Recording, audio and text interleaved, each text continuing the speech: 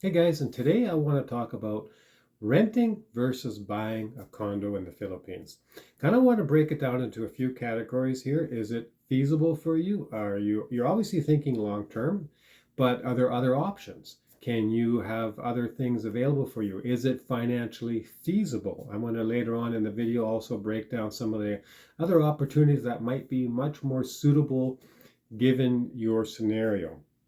But I really want to tackle down some of the realities of this and the legal issues behind it and what you can expect. And in this video, I want to break that all down for you so you can get a clear understanding of what's going on. So I'm going to give you a quick, brief introduction, and then we'll get right into it. Pack your bags, let's hit the road. In the Philippines where adventures unfold, with Brian's life compass, we'll on our way. Guiding true, traveling just me and you. Join the journey, it's adventure time. All right, so let's get right into it. So in the Philippines, the one thing that you can legally own as a foreigner is a condo. You can own an apartment in your name. You have to have no other connections, no weirdness, no nothing. You can legally own it and it's yours as long as there's 60% that are owned by Filipinos. You can never own land, okay? Like I said, later on in the video, I'm going to go into some other options that might be suitable for you. Let's stay on the topic right now of the condo itself, because you see them advertised quite often. A lot of them have really nice amenities. They're a lot of times in great locations. The question now becomes, is it feasible for you? Is it a good investment? And is it worthwhile doing? It really comes on a few options here. First of all, your age. You want to consider how old you are. You want to consider, have you been in the Philippines before? Do you really know you want to settle down in this area? Personally, I would recommend really taking a few years and getting to know the Philippines a lot, making sure you're very comfortable with the whole scenario, definitely going through all the seasons, weather-wise, so on and so forth.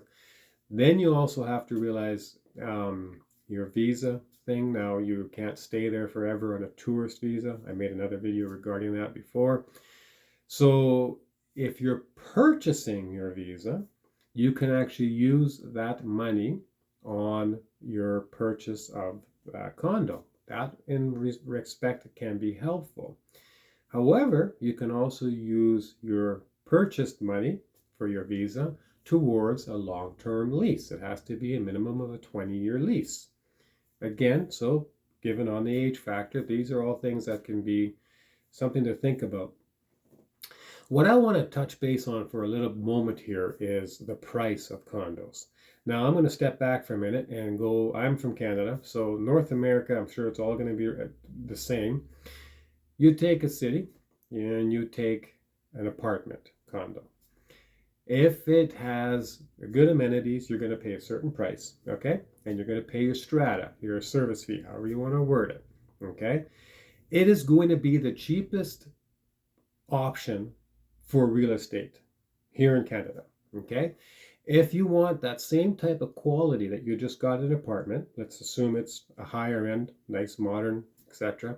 If you wanted to move from that into a townhouse, or what they call in the Philippines a row house, you would have to add more money.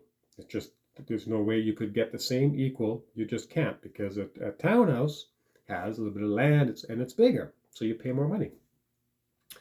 And you would even have to pay significantly more money if you wanted your house, a property, okay? That makes sense to me, okay? Apartments like this, row house is bigger, property is bigger, bigger investment, bigger everything, okay? So you pay more for it. And your, let's go back to the maintenance fee, okay? In an apartment, it's one of the lowest, okay? And your taxes are extremely low, property taxes. In a townhouse, row house, in Canada, is going to be a bit higher, okay? And your property tax is going to be slightly higher. If you go to a house, your property tax is even going to be higher. So you get the gist of it.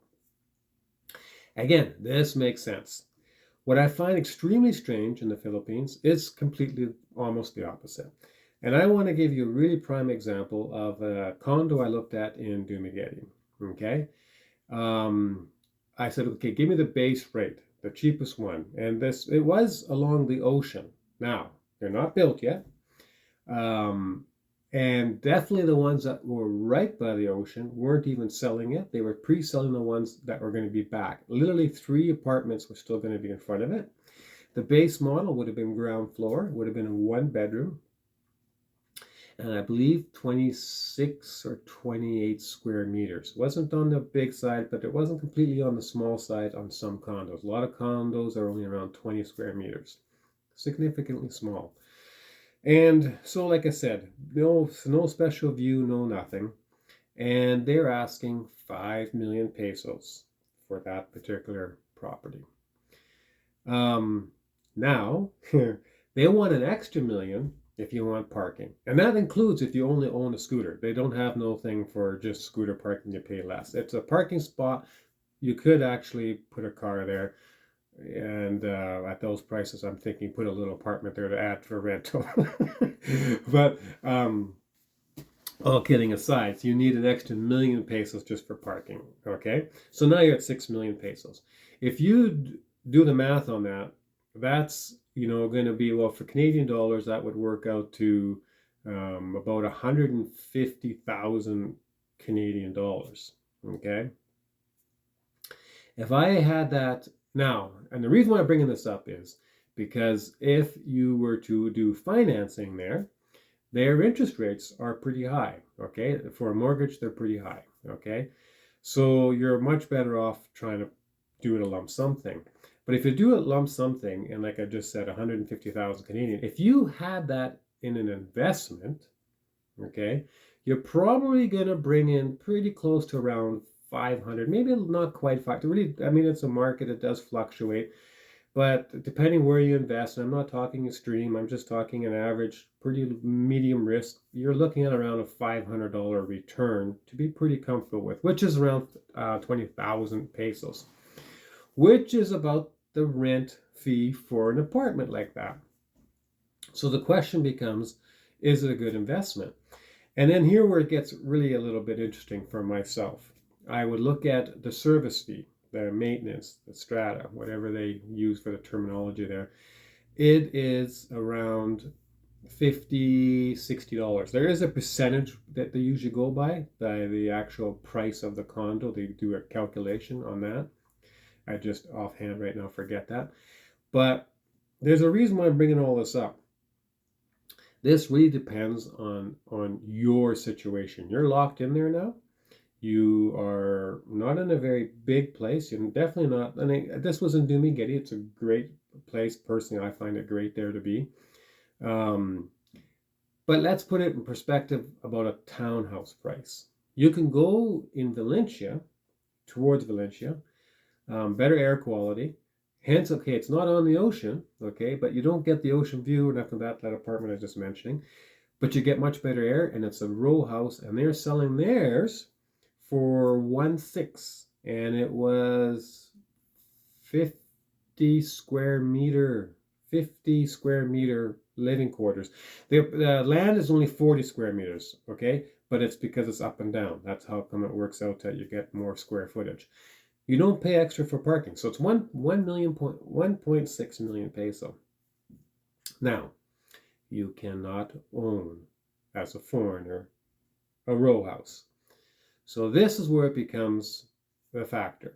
You would have to get somebody, a Filipino, have it in their name. You can do a lease. You can do long-term leases. I'll talk about that in a different. You can do that on land. So, for example, I found a hectare. Oh, that's 10,000 square meters. I could have leased for 6,000 pesos a year. Okay, so leases are protected for foreigners quite well. Leases actually, you do have some solid ground there. But I'm bringing up these prices and the situations because personally my take on it is I plan to be there for a long time. It's nice to have my ground base. I'd like to have saving money. For example, I bought my bike there, my scooter, instead of renting it long term. It saves money. It just doesn't mathematically add up for me. And guys, if you think where I'm wrong and need to correct me, leave the comments. Educate me, okay? But it doesn't make sense. You take 6 million pesos, you need parking. Where are you going to be, unless you don't drive at all, don't even have a scooter. Okay, so you're looking at 6 million pesos. I don't see the value in that. You could buy a property there with a nice house for half that price. For half that price. Again, like I said, you can't own it. Okay, and I really think this is why the prices are extremely so high for that particular reason. Because if I was a local there and I have my own money, I think to myself, why would I pay 6 million for an apartment versus 1.6 for a row house? Still has good amenities. It has the pool, fresh air, great location, bigger living quarters, and I'm only paying 1.6. Okay, and that makes no sense to me. So as a local, I don't see ever buying a condo. It really doesn't make any sense. And again, correct me where I'm wrong. Am I missing something? Leave that in the comments because it just doesn't make no sense to me at all. So I really think the price is jacked up in that respect for foreign investment. And you could consider doing an Airbnb, because I remember actually having this discussion with an agent there and says, well, and I was being polite. I was just saying, I'm not trying to be disrespectful, but it just doesn't add up mathematically for me, that amount of money. And I wasn't going to do financing. Financing was like 6 or 7% or something like that. It was crazy. And you still needed a significant amount of down and so on and so forth. So it realistically, that money that you could get for a rental. Now, if you did Airbnb, I suppose you could make pretty decent income if you can turn it around all the time. And I would suppose you'd be pretty booked around the seasons, 3-4 months out of the year. But the rest of the year, rainy season, all that, you're not going to book it on Airbnb regularly. Like, you're not. I can't see that. Again, correct me where I'm wrong. If people have had success stories, let me know. But mathematically, it makes no sense. I can make the same amount of money on my return of that money I would need to buy that condo. And I don't have the hassle of renting it out. I don't have the hassle of damages. I don't have the hassle of somebody moving in and not moving out and not paying and going through the legal grief. I have none of that. So the only advantage I could see is if you're getting on in the years and you figure, okay, you're happy there, you don't care, you just want to be there, this is your spot. Okay? Okay. Then I would say, okay, great, and you need to know what's in your name. Now, if this is extremely important to you, condo is the only way to go. Then it's in your name, 100%. And if, again, like I said, if you have to buy your retirement visa, you can use that money as towards that. You can also use it in a lease, though. And this is why I mentioned this earlier, because you can lease. So, for example, you've purchased your visa now. You've got that sitting in their bank. If you decide later on, hey, you know what? I want to spend 4 or 5 years here or 4 or 5 years there. You can sign into a lease and use those lease payments towards your retirement visa that you put down. So you can use up that money. Now, I just want to be really clear on that. There's a few things. You have to sign a 20-year lease. Now, you have to have your lease set up in a way that gives you the option to sign out without a penalty. And I can explain that in a different video. I'll go into that. So what you could do is theoretically you could sign that if later on you move somewhere else or want to move somewhere else and you see you could sign a new lease and that continues on from your withdrawal and you wouldn't be penalized. There would be like a notice and you have to give several months, etc., etc., etc. But that gives you the option of being flexible. Okay. So it comes back again to a personal preference. You want to own it, no option. You have to have the condo. But leases are a valid document and they hold weight. You can lease land for 25 years with the first renewable option. There's different ways of setting it up as well. You can do it in such a way, since you're investing in the land, they have to pretty much keep the lease payments or whatever you agree with the same for the renewable option because you've just upped their land. That's the plus side. You've got 50 years now, more or less, on this lease for you personally, where you can't get kicked off. That's a significant amount of time, especially if you're going in there in retirement stage. The negative on that part is you can't leave it behind. If you pass away, well, then that's it. That's gone. Okay. But these are just key factors I thought I want to bring up because the real point of it is I personally don't see the huge value in it. And I'm really confused with it because, like I said, a condo value should be the easiest to get into in the real estate market. The next one would be the townhouse row house. The last one would be the house and property. That's the value that it goes. Apartment's the cheapest, so on and so forth.